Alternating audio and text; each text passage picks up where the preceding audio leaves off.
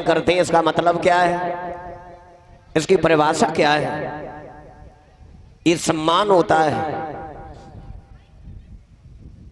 और ये सम्मान शिष्टाचार सामने का नहीं होता है, पीछे का होता है।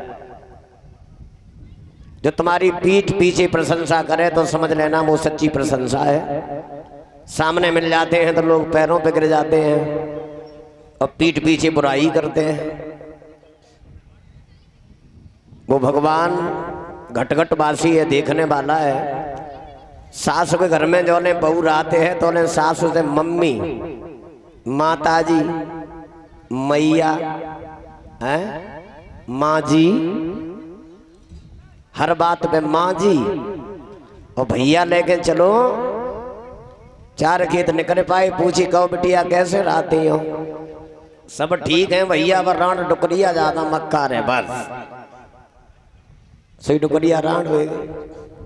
तुम हंस रहे हो, मैं हकीकत बता रहा हूँ। ये तो मर्यादा रह गई आज की। जो ने सास के घर में रहते हैं बहू तो ने बड़ी लंबी लाज पर्दा, और फिर बे बहू को बेटावा की नुमाइश में देखो तब टिक्की वाले ठेला पे साड़ी को पल्लू कंधा से नीचे, एक हाथ में दोना दूसरे में चम्मच। ये क्या है? ये शिष्टाचार नहीं है तुम्हारा, ये मर्यादा नहीं है तुम्हारी माताओं।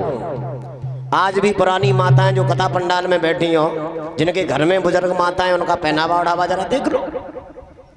पहले की माताएं, अगर जेठ का लड़का सामने खड़ा होता था, इतना बड़ा अदब था, इतना बड़ा सम्मान।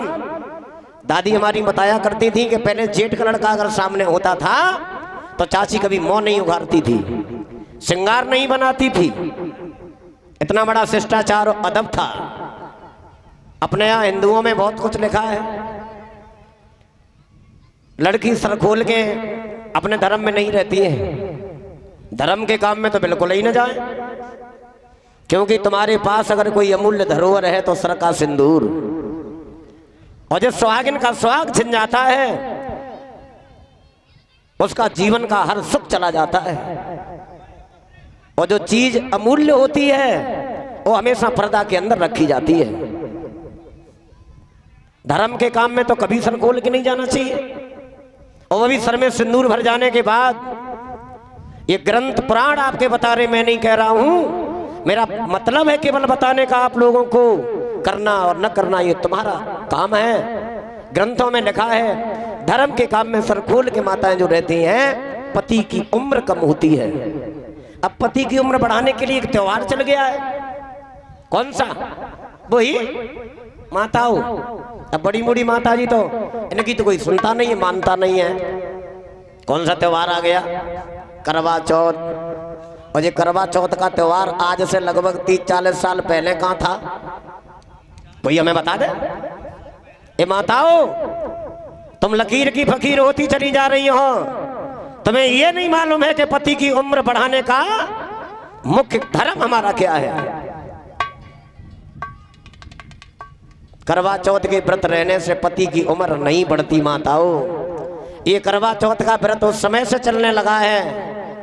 जालंधर की पत्नी थी बिंद्रा, और जालंधर जब युद्ध करने जाता था देवताओं से तो वो बिंद्रा खोलती हुई तेल की कढ़ाई में एक पैर से खड़ी हो जाती थी। देवता हार गए, जालंधर को न मार सके। बाद में भगवान कन्हैया ने जालंधर का रूप बनाया। खुद जालंधर बने मुरारी श्याम जालंधर बन के बिंद्रा के सामने पहुंच गए।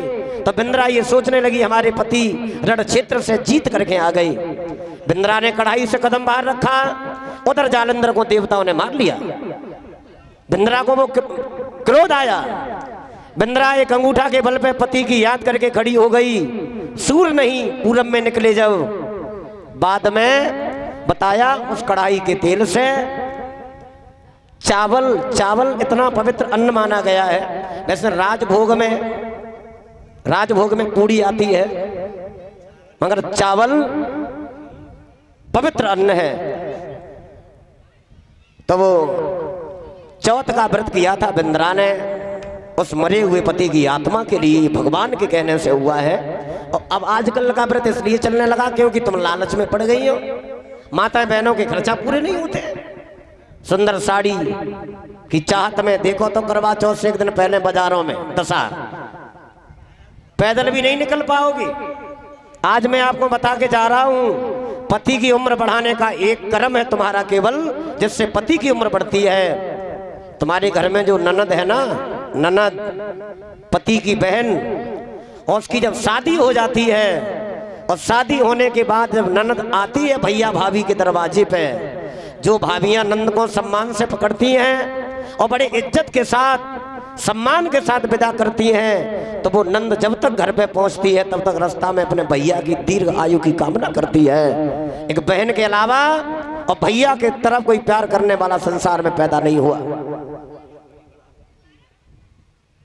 और ननद घर में आ जाए तो कुछ ऐसी भाभियां हैं जो मुंह बिगाड़ लेती, जकाती है भगवान जी बेला कबे जाए, और कचो है हूं बेला। मैं हकीकत बता रहा हूं, कुछ ऐसी हमने देखी है माताएं कि शादी होने के बाद अपने घर की जिम्मेदारी नहीं, माता पिता के घर की जिम्मेदारी निभा रही हैं। अनेक ऐसी नंदे हैं जो अपने घर पे बैठ के और भैया भाभी को घर चलाए रही हैं। जब आती हैं घूमने के लिए तब एक ही भाभी को मिठाई की डब्बा सरका जाती, दूसरे के पास जाती हूं ना। क्यों? ये सम्मान भी करवाया जाता है। भक्तजनों, भगवान कन्हैया ने गोपियों को बताया ये अदब पीछे का होता है। कभी अपने को अकेला महसूस करके निर्वस्त्र होकर के स्नान नहीं बनाना चाहिए। बाद में गोपियों ने कन्हैया को चारों तरफ से घेरा और जवाब दिया, मैंने सुना है कि तुम महाराज बहुत अच्छा करते हो, अब एक बार अपनी